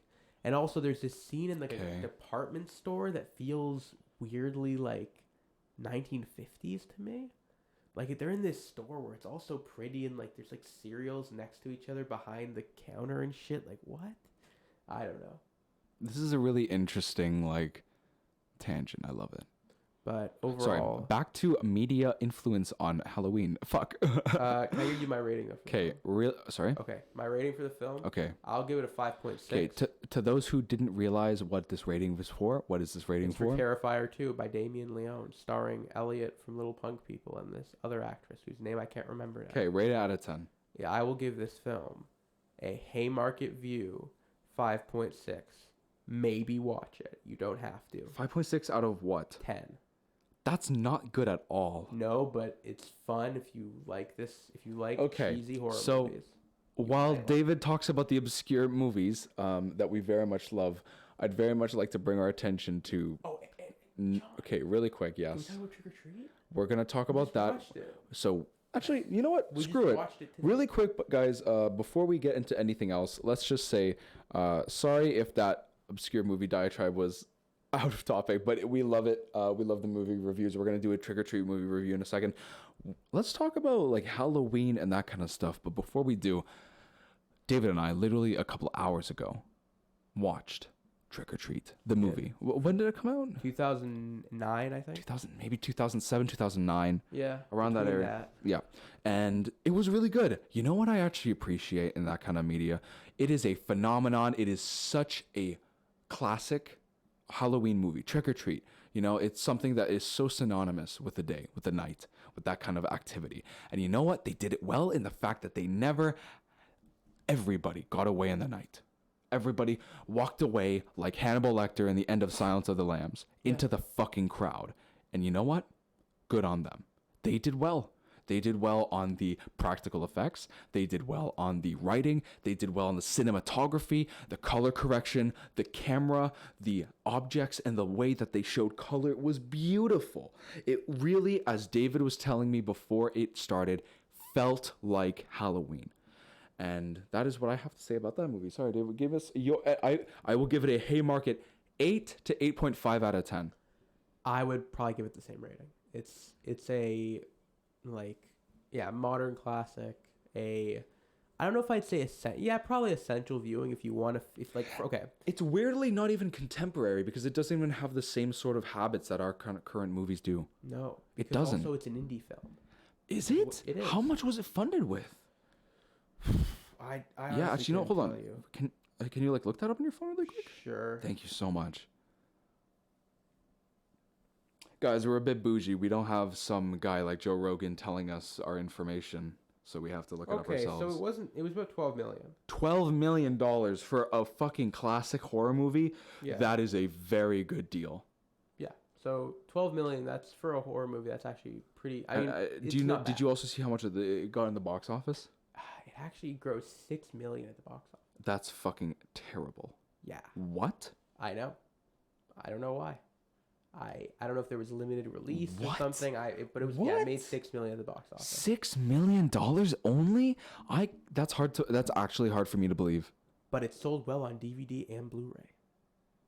Sold well? Like how many millions? Well, like apparently like a lot. I don't know how many exactly, but it sold like initial sales were good apparently. Okay. You know what? So long as they made profit, that would be great. Well, profit enough. Apparently, they're gonna do a sequel at some point. That's Well, what they're saying. I mean, I don't know. To those who want to watch a Halloween movie who haven't already, who are listening to this weekend, or like, and you're thinking, you know what? No, even though it's closer to Christmas in thought, we're gonna watch a Halloween movie. Watch Trick or Treat. It is amazing. You guys will love it. How the stories tie in, don't tie in. You're shown different aspects. It's beautiful. Do yourself a favor and watch it. In terms of the Halloween movies and all of those kind of phenomena, what do you think they've done to contribute to our culture in the media sphere? Because frankly, I think they've done a hell of a lot more than people sometimes give credit for. The Mike Myers, the Jason Voorhees, the Nightmare on Elm Street, these kind of classics. Yeah. I would say that in terms of American popular culture, We're very, very Western centric. I'm sorry, but this is very true. And fuck you, all you Euros. You guys listen to this shit as Euro well. whores. All you Euro whores, you all listen to this stuff as well. So you can't be so fucking innocent. But what I was saying though is that like I feel like horror movies are like one of the most accomplished American art forms. You know, Do you think so? I think it's up there with like jazz and like comic books. Maybe. I haven't seen enough of non-Western sort of horror to say that. I mean, that's fair because, like I said, obviously Japanese horror is good. Even like French horror, Italian horror from like the 70s. Romanticized horror. Yeah, like there's good European horror, good Asian horror, good. I mean, I haven't seen many African or Middle Eastern horror movies, but I'm sure they're out there. But when you think horror and you think kind of anything sort of scary or frightening in media, you immediately think of like the classic kind of like I said, Nightmare on Elm Street, Friday the 13th, obviously Chucky. Oh, Chucky. Chucky is interesting to me. I have Chucky shirts with me. That's awesome. But you know what I noticed about Chucky though, especially for Gen Xers? What? I feel like Chucky is like the slasher who made the biggest impact on them. Like whenever I talk to somebody who's Gen X, they before they even think of like Jason, they think Chucky. Really? Yeah. I'd say from what I've experienced, now I'm not a Gen X, but from what I've talked, When you talk to older people, though. It is either Chucky or it is Jason Voorhees. Yeah, usually, or maybe Freddy, depending on who you're talking to. They may, but I also you'll meet a lot of older people who kind of get them mixed up because it's been a while because they've only seen these movies like once on VHS. A lot of people will confuse Mike Myers with Jason Voorhees. Of course, because they're because Jason is basically a ripoff of Michael Myers. Basically, like that's kind of like it's directly inspired by that film, so you get like a very similar POV, like especially if you've seen the first one. Like the first Friday is basically just a Halloween movie, but with like slightly more explicit gore and stuff in it. Like it's not as like subtle in terms of the way it's filmed and like all that. It's still amazing though. Oh yeah, it's just different. Like it's a different approach to that sort of movie. Yeah. And also I would say that like as a kid, growing up watching a lot of American animation, horror movies are like very commonly referenced in ways you wouldn't even think. Like I don't even know why, but like maybe it's because of people, especially people that grew up in the 80s. They're referenced in comedy almost every... And comedy too, not just animation. Comedy. Right. It's so much in comedy. And I think it's because of like, for Gen Xers who grew up in the 1980s, horror was just sort of like this thing that was always kind of there. Yeah. Like it was harder to avoid back then, I think, because it was like in the zeitgeist of that time. It was like, I mean, also it's the Reagan era, so like things were were kind of boring and sort of mundane. But then also like a lot of like the really scary things were kind of over. Like, I mean, the Cold War, I guess, was still technically happening, but like the whole serial killer boom largely died down by that point. and like Vietnam was like a long forgotten memory by that point in the Reagan era. So I feel like people needed to put their fears and emotions towards something else. And I think slasher movies and horror movies in general for the 1980s, that's kind of what they did. And then you also see, but also you see like this decline in horror movies in like the early to mid 90s. And then you see this massive resurgence by the end of the decade. And I would argue that since the late 90s, horror movies have been one of the only consistently popular forms of American genre cinema. Okay. I can agree with you there. Consistently popular, yeah. Not the most popular, of course. No, but it is consistent. But consistent. The most popular is definitely still the action live sort of, or not live, the action sort of packed things. Yeah, but those films have changed so much over the years. They've changed to be more romanticized. Yeah, and also treated as a memory of nostalgia and referencing so much of its past. Yeah, because let's be honest, you could say, oh, they're equal, but like, because like the Avengers Infinity War. Yeah, that's usually what I'm talking about when I'm talking about those action. Avengers Infinity War is very different than Terminator 2. I completely agree with you. It is stark difference. Like, but you could say that they're both schlock. Yeah, but they're both very different schlock. Their evolution of schlock. Yeah. Their evolution. And I like Terminator 2 better. You know what? Terminator 2 is like Charmander, and you know what? Fucking Marvel Infinity War is like Charmeleon or Charizard. But you know what? Charmander's cuter. And you know what? I have a Charmander plushie in my bed, and you know what? That's the fact of it. I don't have a Charizard. I have a Charmander. Take that, Zoomers. Yeah. Yeah, no, it's octogenarian movie. It's like podcast. You like Pikachu, you don't love Raichu. No. Exactly. You like, and also talking about 80s pop culture for a second. I feel like horror movies were kind of mixed with everything else, because then, like, for instance, Predator. Is Predator a horror movie? Is it an action movie? That's the or Aliens. The thing. And even the first Terminator has some like scary shit in it. Well, borderline scary. It's more revealing and shocking. It's more shocking. It's shock. Yeah, if you're a kid especially. It's shock. Yeah. And RoboCop. Have you ever seen the OG RoboCop? Have you guys remember the OG RoboCop when the guy got knocked into the nuclear waste and he became this fucking fish? Oh my god! Thing? Remember, it happened almost instantaneously. That guy just grew entire fucking limbs from his face. Do you guys remember that crap? Yeah. And how demented the face and the head looked on the original RoboCop. It was so fucking nightmare fuelish. I'm sorry, but I could not see that as a kid. No, also, I'm pretty sure, isn't there like a scene in the first 5 minutes where a guy gets like torn up by machine gun fire? I can't remember. I literally can't remember. What I'm trying to say is that, like, in the 80s, everything was kind of horrifying.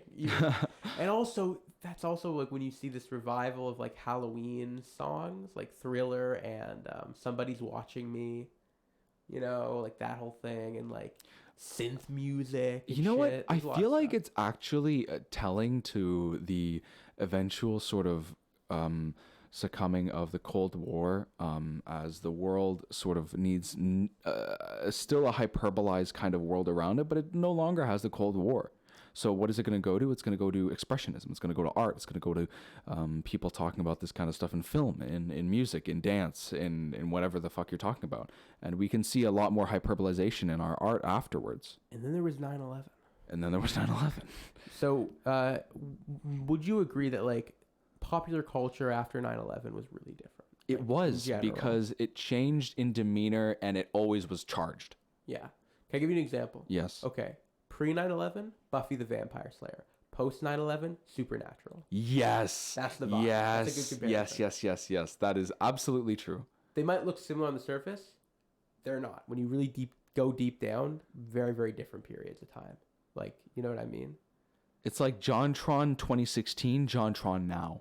Sure. It's maybe there's a similar basic idea, but the entire mood was different. Even looking at music, but horror movies. Okay, so pre 9/11, you had like Scream, and like these sort of like comedy teen slasher type movies, like Urban Legend or I Know What You Did Last Summer, movies like that. But then 9/11 like happens, and immediately it's like all like Final Destination. It's all cynic. Saw. It's all fucked. It's all gross. It's all gorish. It's not really fun anymore. It's like all the directors have a girl fetish. Yeah, especially you, Eli Roth. If you're, I'm not familiar. I'm not familiar. He's the guy that did Hostel. I've never seen Hostel. That's the movie where some guy gets tortured in Slovakia. There's many movies where a guy gets tortured in Slovakia. And he also did the movie Cabin Fever, which is about people. Oh, about, like, yeah, no, I remember Cabin Fever. That's the one with the germ that's like eating people's flesh. Yeah, That I think. movie. Good job. And also, I think he also. Anyways, good job, Eli Roth. But Eli Roth is very post 9/11 in my mind. Like and also My Chemical Romance. Eli Roth and My Chemical Romance are one and the same. I don't know about one and the same. I've Very never. similar. I haven't talked about Eli Roth at all. You should look at Eli Roth. Probably. You should read about him. Okay, David, is there anything else you want to talk about immediate in Halloween, or do you want to maybe Yeah, have let's talk some about Halloween wise. Okay, yeah. And And then we can have some closing remarks because this episode's gonna get to like 2 hours before we know And it. this is gonna, like I said, it's very little unconventional for us. I know it's like early, but still unconventional episode. But talking about children's media for a sec. Can we talk about that? Is that really quick? Yeah. okay? For like what's 5 your minutes. favorite? What's your favorite? Like from when you were growing up, what was your favorite special to watch during Halloween?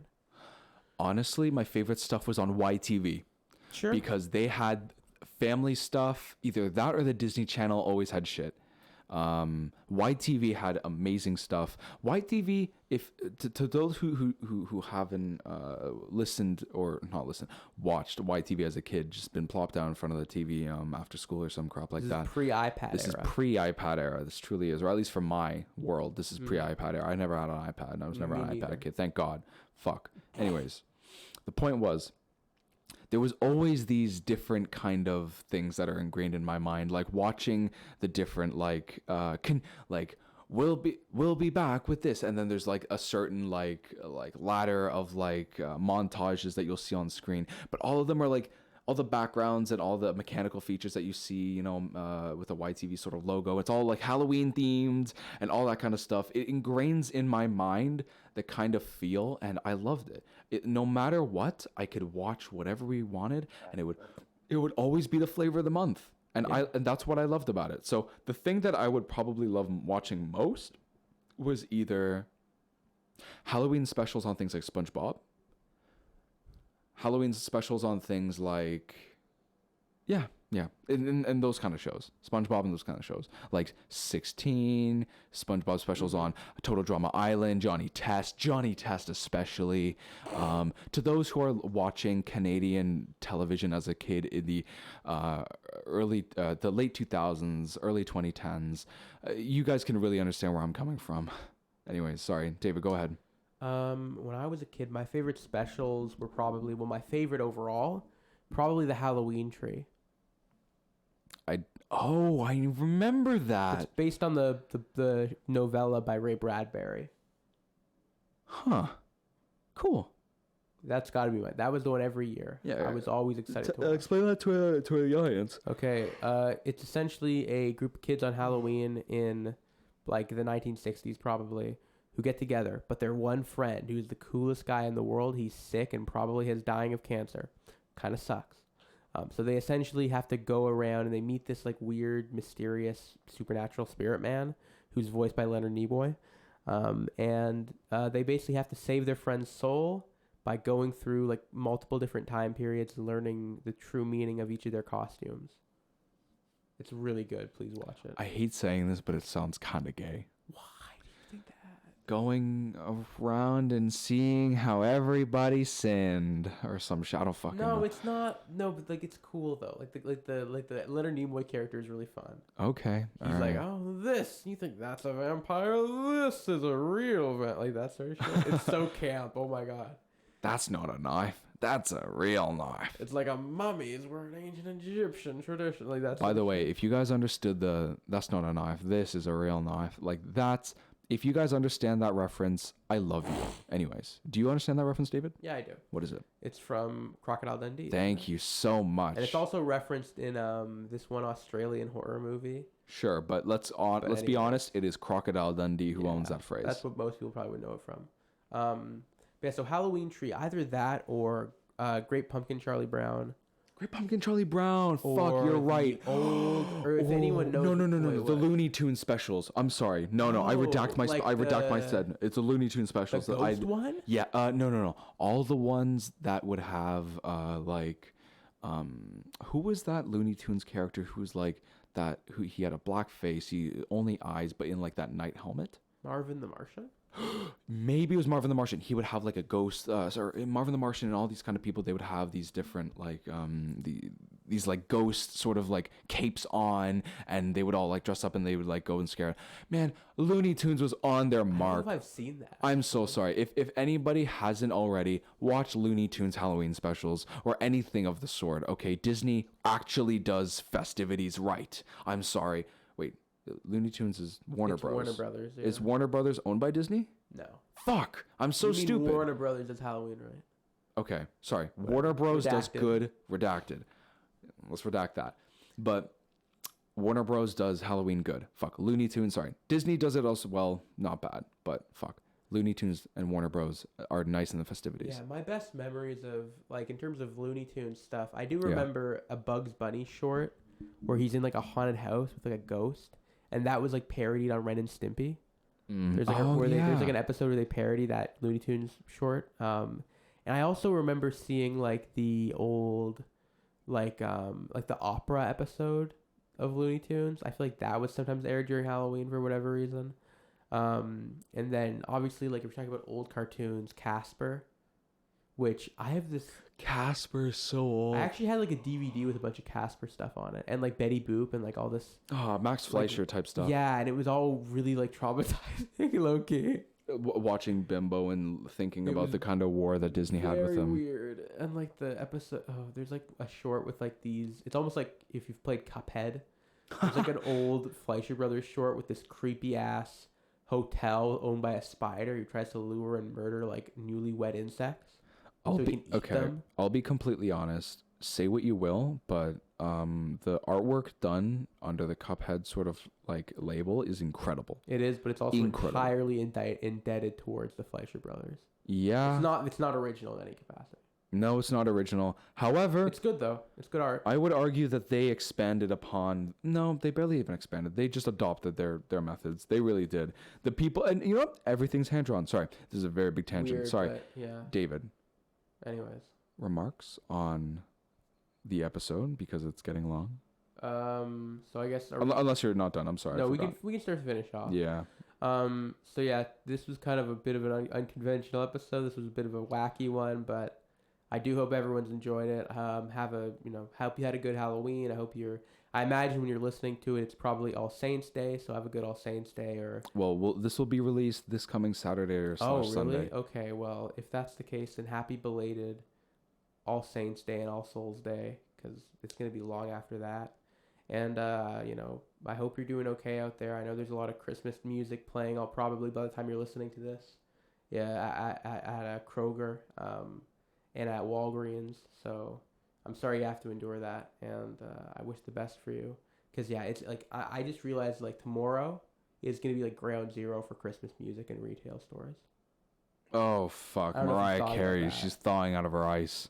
She's already thawed out. She's already running over, man. She's there. Like as we speak, they're programming the playlist at every single Kroger in America. At every single Sears. Every Walmart. Every Winners. Every Longo's. Every real Canadian superstore, every Safeway in Washington State, every Costco, Mariah Carey, every Sam's Club, as of tomorrow probably, or at least by the time you're listening to this, it's the first weekend of November. Yeah, definitely by that point. Definitely. So stay strong out there. Stay strong. Make sure and to realize that she gains at least like 10 to 15 million every single year from that. That's true. Anyways, so my remarks for the episode. If I were to sum up this has been a very unorthodox episode. Ironically, even though we've only had this is our second episode, I would like to mention a big thanks to all the viewership and support that we got on the first episode. To those who don't realize, this is being recorded on Halloween night, or the night after the Halloween day. Anyways, so as of now, we have close to a few dozen people watching who have watched the video. That is amazing. As of a couple days after the launch, that is amazing. We've only even posted it to one sub, and we've only given it to a couple of people. So you know what? Honestly, the more you can like, share, anything to engage with our content, that would be amazing. This has been an awesome episode. No matter if we've been on topic for 5% of it or 95% of it, you guys can probably guess which one of the two. We thank you for watching. This has been awesome. We've talked about a bunch of things today. We've talked about everything from what causes and what caused and where Halloween comes from, all the way to its effects on our society, how our society affects it, and how it's evolved over time. Honestly, this has been a really nice episode. Thank you very much, everybody, for listening. If you've liked this episode, I've said it a million times, but I'll say it again. Like, share, subscribe. Tell your friends all about the Haymarket View. I've been your host, John. And I've been your host, David. And we are the Haymarket View. Okay. Have a good night, guys. See ya.